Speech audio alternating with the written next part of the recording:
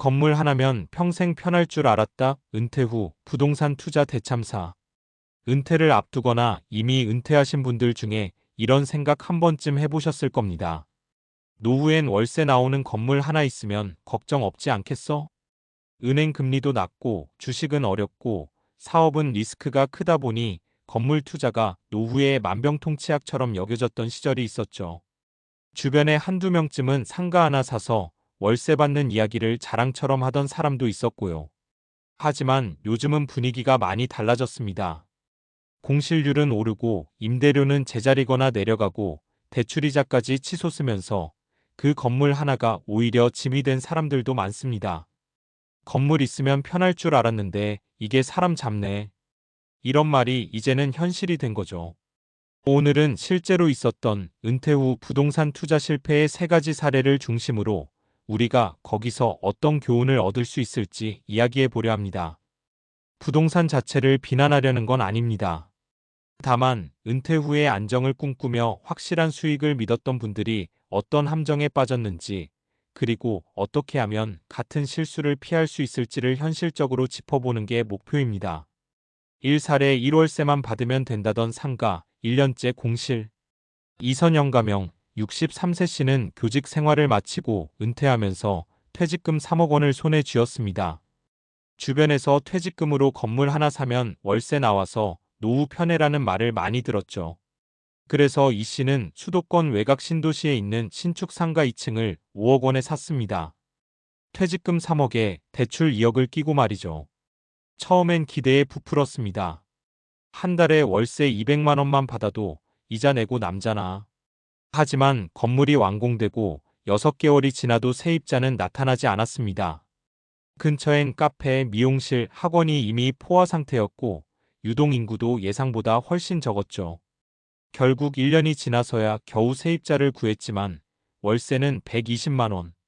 이자와 관리비를 제하면 사실상 마이너스였습니다. 건물은 있으니까 든든하다고 생각했는데 매달 돈이 새나가니 스트레스야. 이럴 줄 알았으면 그냥 예금했지. 이 사례의 핵심은 수익형 부동산은 수익이 아니라 공실 리스크 관리형 자산이라는 점입니다. 즉 실제 수익이 아니라 공실이 안 나는 지역, 수요가 꾸준한 업종, 관리 가능한 자금 구조를 먼저 봐야 한다는 거죠. 퇴직 후에는 시간은 많지만 리스크를 감당할 체력은 부족합니다. 건물만 있으면 편하다는 말 요즘은 절대 아닙니다.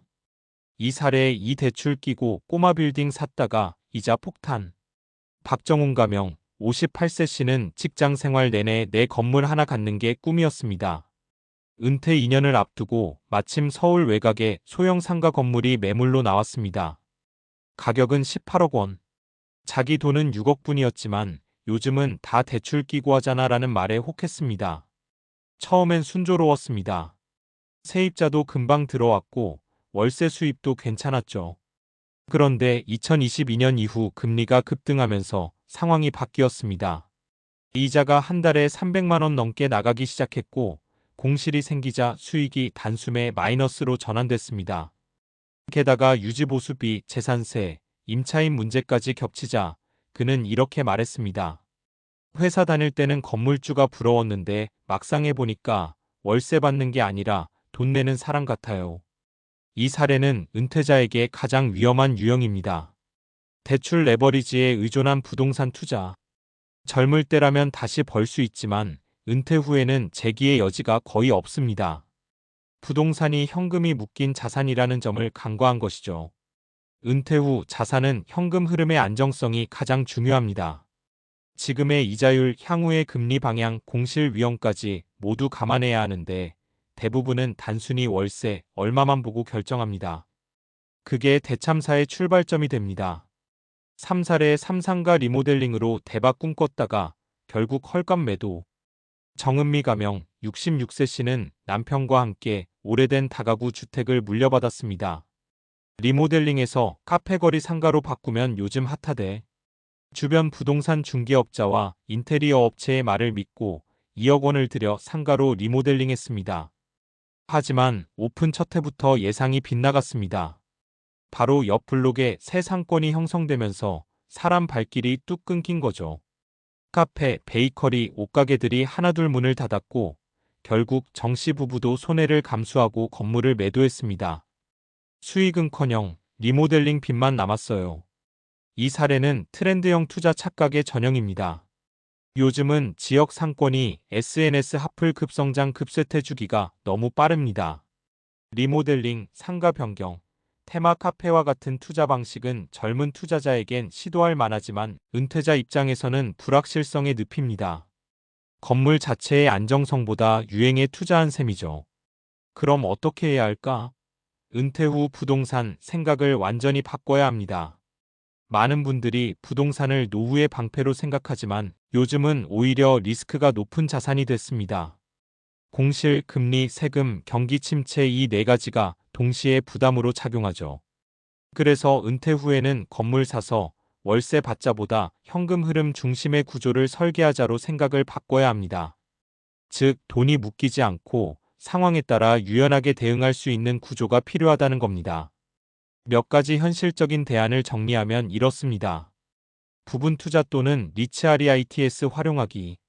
직접 건물을 사지 않아도 상장 리츠나 부동산 펀드를 통해 간접 투자가 가능합니다.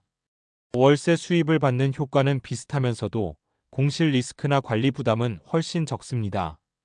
현금 비중 유지하기. 은퇴자는 언제든지 의료비나 생활비 등 급전이 필요할 수 있습니다. 자산의 3040%는 현금성으로 유지하는 게 좋습니다. 내가 관리할 수 있는 수준까지만 투자하기. 건물 하나를 사면 매달 관리세 무임대료 문제에 시간과 체력이 듭니다. 은퇴 후엔 이걸 감당할 여력이 없을 수도 있습니다.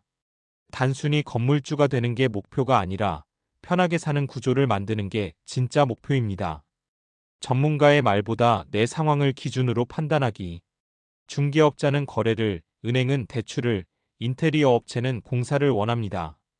결국 가장 중요한 건 내가 이걸 관리할 수 있을까? 입니다. 마무리하며 많은 분들이 은퇴 후 부동산을 안정적인 수익원으로 생각하지만 요즘 현실은 오히려 느리게 망하는 구조가 되는 경우가 많습니다. 이자, 세금, 공실이 조금씩 쌓이다 보면 어느 날 문득 자산이 줄어들어 있죠. 건물 하나면 평생 편할 줄 알았다는 말, 사실은 이제 건물 하나면 평생 걱정이 시작될 수도 있다로 바뀌어야 할지도 모릅니다. 은퇴 후의 삶은 자산보다 흐름이 중요합니다. 꾸준히 들어오는 현금, 관리가 쉬운 구조, 마음이 편한 생활. 그게 진짜 부자입니다.